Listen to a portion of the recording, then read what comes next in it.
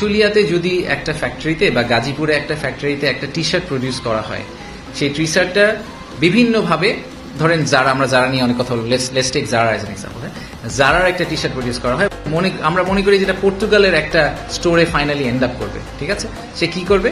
তার হাতে কয়েকটা অপশন আছে। একটা হচ্ছে সে আশুলিয়া থেকে ঢাকা এয়ারপোর্টে আসবে, তারপর ঢাকা এয়ারপোর্ট থেকে ফ্লাই করে পর্তুগাল যাবে, পর্তুগাল যেয়ে বা পর্তুগালের কোনো ওয়্যার হাউসিং একটা সিটিতে যাবে, সেখান থেকে ওই স্টোরে চলে যাবে।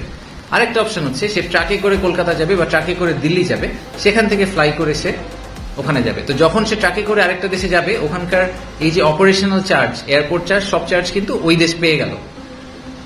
ফানিলি ইনাফ, বাংলাদেশে এই মুহূর্তে যে সিচুয়েশন, তাতে দিল্লি বা কলকাতা থেকে ফ্লাই করা আমাদের এই সাপ্লায়ারদের জন্য সস্তা ঢাকা থেকে ফ্লাই করার চেয়ে। How is that possible? I have no idea.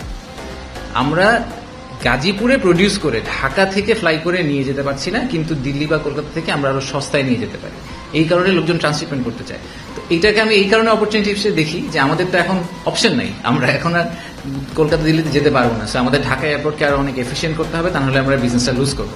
তো ঢাকা এয়ারপোর্টকে এফিসিয়েন্ট করার একটা সুযোগ পাওয়া গেছে, সিলেট এয়ারপোর্টকে এফিসিয়েন্ট করার সুযোগ পাওয়া গেছে, সৈয়দপুর, কক্সবাজার, লালমনিরহাট, বেশ কয়েকটা এয়ারপোর্টকে রিইউটিলাইজ করার একটা সুযোগ পাওয়া গেছে। সো এই অপরচুনিটিটাকে হাতে নিয়ে আমরা ট্রাই করব যে এই ধাক্কায় আমরা কোনোভাবে এয়ারপোর্টগুলোকে আরেকটু এফিসিয়েন্ট, আরেকটু অ্যাক্টিভেট যদি করতে পারি, তাহলে হয়তো আমাদের ওভারঅল ইকোনমির জন্য this will turn out to be a good outcome in the long run.